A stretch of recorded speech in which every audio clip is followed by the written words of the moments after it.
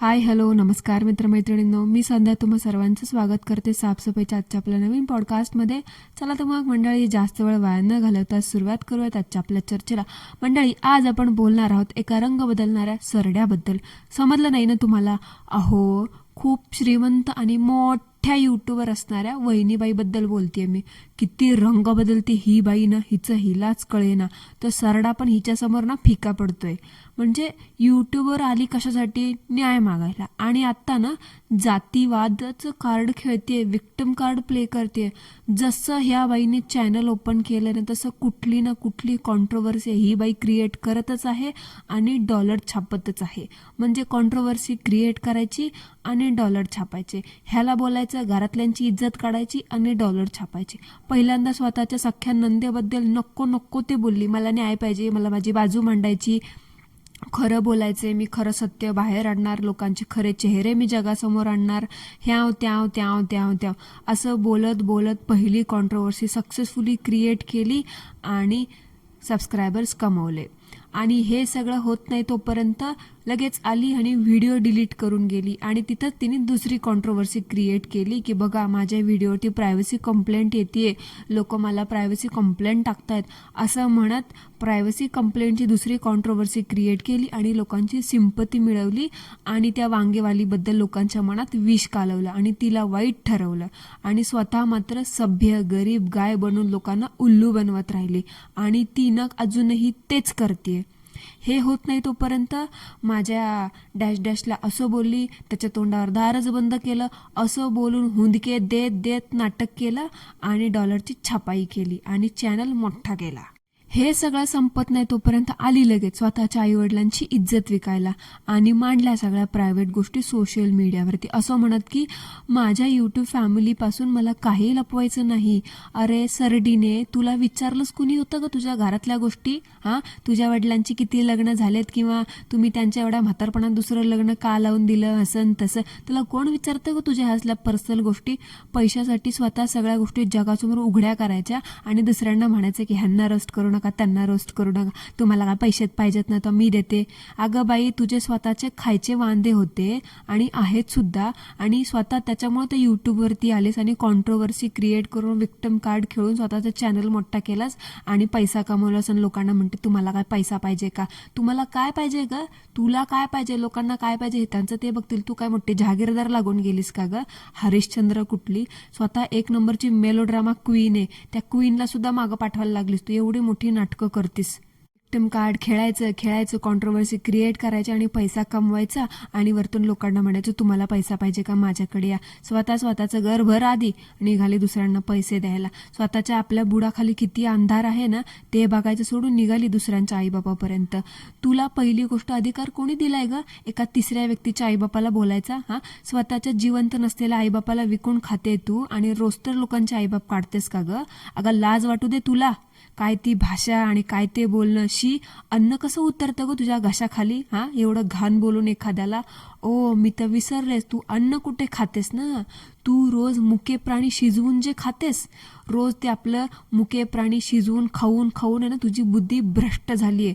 रोज chicken mutton ते sea food काय बोंबील टोंबील काय काय असतं ते सगळं खायचं. स्वतःच्या जिभेचे चोचले पुरवायचे आणि मुक्या प्राण्यांचा जीव घ्यायचा. स्वतःच्या जिभेचे चोचले पुरवण्यासाठी तुम्ही लोक मुके प्राणी मारता आणि त्यांचा जीव घेता. म्हणून तर तुमची अक्कल अशी काम करत नाही आणि जिभेवर ताबा राहत नाही. त्यामुळे ना हे असे घाण बोल निघतात. खरंच शेम ऑन यू. त्या लहान व्यक्तीसमोर काल तो व्हिडिओ बनवत होती, सगळं लाज वाटू दे जरा, लाज. निदान बोलायचं होतं तुला, एवढ्या सगळ्या कुटाने करायचे होते, मी हे करणार, मी ते करणार. जरा बाहेर जाऊन बोलायचं होतं. त्या लहान व्यक्तीवरती आता तिच्या कानावरती हे सगळे बोल पडतायत. तिच्या मनावरती, त्याच्या बुद्धीवरती काय परिणाम होत असणार? शिवाय तुझ्यासारखी बाई घरात असल्यावरती काय संस्कार होत असणार ह्याची तर आम्ही कल्पना करूच शकतो. आणि मंडळी, तुम्ही बघितलं का ह्या बाईने जसं चॅनल चालू केलं तसं कधी हिला जय भीम किंवा नमो बुद्धाय, जय शिवराय, जय महाराष्ट्र हे बोलायला सुचलं नाही. ही आजवर कधी सुद्धा हे बोलली नाही. म्हणजे ह्या बाईचं कसं आहे माहितीये का, स्वतःच्या फायद्यानुसार देवांची आणि थोर माणसांची नावं घ्यायची आणि विक्टिम कार्ड प्ले करायचं.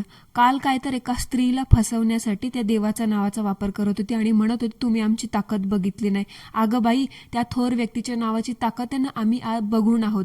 त्या थोर व्यक्तीच्या ताकदीमुळेच आज तू एक स्त्री म्हणून इथे जगतेस.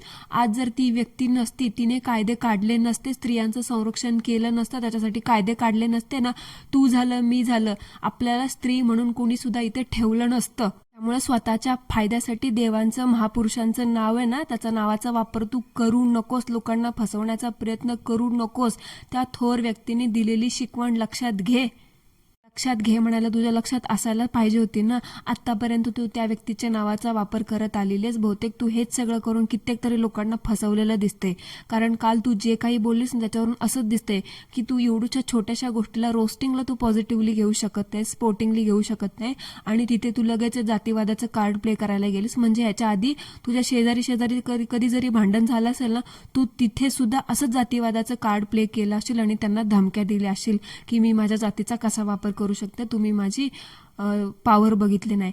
हे असंच दिसतंय. तुझं कॅरेक्टर समजलेलं आहे की तू किती तळागाळातली आहेस ते. त्या थोर व्यक्तीने दिलेली शिकवण लक्षात आहे का ग तुझ्या? त्यांनी दिलेल्या शिकवणीचा, अधिकाराचा वापर जर शिक्षणामध्ये, स्वतःचं आयुष्य घडवण्यामध्ये केला असता ना, तर आज तुझ्यावरती ही अशी भीक मागायची वेळ नसती आली. स्वतःच्या सोयीनुसार थोर महान व्यक्तीचा वापर करतेस, त्यांच्या नावाचा वापर करतेस. खरंच लाज वाटली पाहिजे.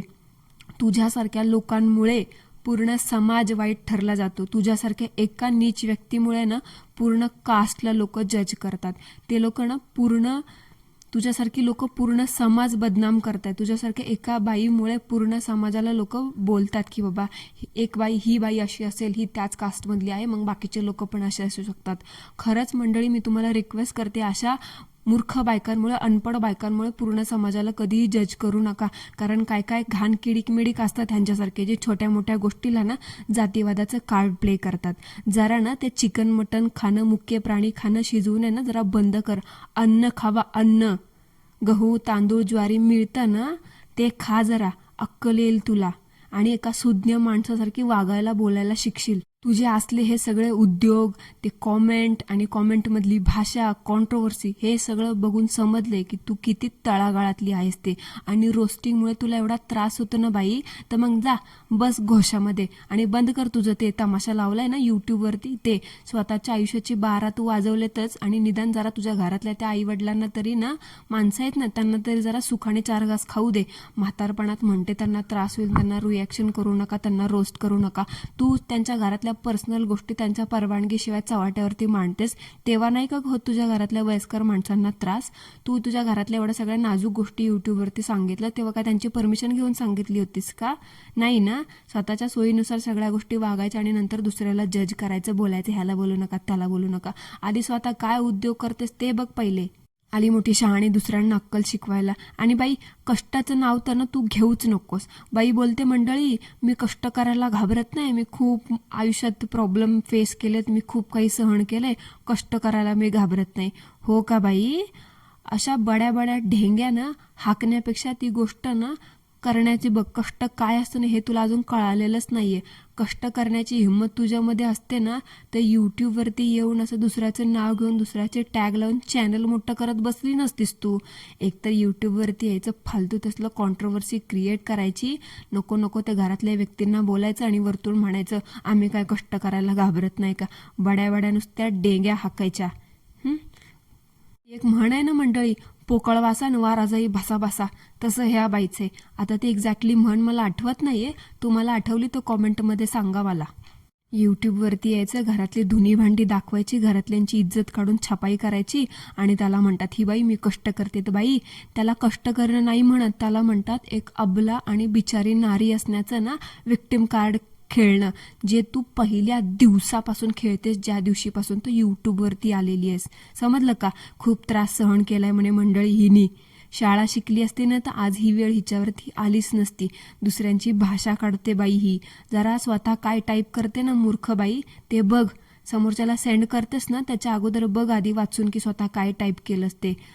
कुत्र्याचा पाय मांजराला आणि मांजराचा पाय उंदराला, असं तुझं टायपिंग असतं ते. एक धडना भाराभर चिंध्या.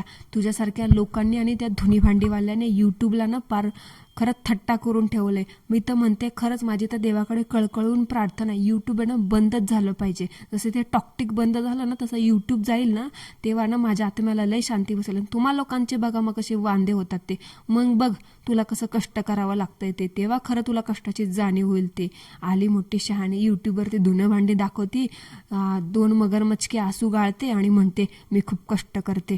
आता मंडळी तुम्हीच सांगा, हे असलं यूट्यूबवरती येऊन धुणी भांडी दाखवणं ह्याला कष्ट म्हणतात ते तुमच्या आमच्यासारख्या बायका जे घरातली कामं करतात, फॅमिली सांभाळतात, बाहेर जाऊन 4 पैसे कमवतात, ऑफिसची कामं करतात, बिझनेस हँडल करतात, सासू सासऱ्यांना बघतात, मुलं बाळं बघतात, त्या कष्ट करत नाहीत तर काय करतात? ह्यांच्या म्हणण्याने ही असले यूट्यूबवरती येऊन स्वतःचं रड घराणं दाखवणं, स्वतःच्या फॅमिलीची इज्जत चव्हाट्यावरती मांडणं हे कष्ट आहे म्हणून. आता हिच्या ह्या 2 कष्टाच्या व्याख्येसाठी ना मंडळी 2 शब्द कॉमेंट बॉक्समध्ये नक्की नोंदवा. एक धडना फाराभर चिंध्या अशी गते तुझी, 1 नंबरचा जोक आहेस तू. खरंच एक मोठं आणि महत्त्वाचं तुला सांगते, शेवटचं ऐकून घे जरा. कानात आहे ना जरा नसेल ना हेडफोन घाल आणि ऐक. जातीचं विक्टिम कार्ड खेळणं ना तू बंद कर. तू जर परत हे असले नाटकं केलीस ना तुला ह्या सगळ्या गोष्टी खूप अवघड जातील. बिकॉज आपल्या कास्टचं, आपल्या जातीचं कोणी सुद्धा गैरवापर करत असेल ना, त्याचा गैरफायदा करत असेल चुकीच्या गोष्टी वाढवण्यामध्ये, तो कोणीही सुद्धा गप्प बसत नाही. मग ते कास्टवाले असू दे किंवा नसू दे, कोणीही आपल्या कास्टचा गैरवापर करू देणार नाही. आणि तुला एक सांगते, तुझ्यासारखे सगळे अडाणी नसतात. काही काही खूप चांगले लोक आहेत जे खूप मोठ्या पदावर आहेत, खूप सुशिक्षित आहेत आणि त्यांनी आहे ना आंबेडकरांनी दिलेल्या संधीचा, त्यांनी दिलेल्या शिकवणीचा स्वतःच्या आयुष्यासाठी आणि समाजासाठी खूप चांगला वापर केलेला आहे. तुझ्यासारखं असतं एखादं अनपढ जे त्यांच्या नावाचा, त्यांच्या शिकवणीचा, त्यांनी दिलेल्या अधिकाराचा गैरवापर करतोय. त्याच्यामुळे तुझी डाळ तिथे तर गळणार नाहीये. त्यामुळे हे असलं जातीचं विक्टिम कार्ड खेळणं ना तू बंद कर. आणि मी जे बोलते ना त्यामधून मंडळी मला एक रिक्वेस्ट करायची. मी जात हे काही बोलले सगळं त्याच्याबद्दल तर खरंच कुठल्या व्यक्तीच्या भावना दुखावल्या गेल्या असतील ते मनापासून क्षमा असावी.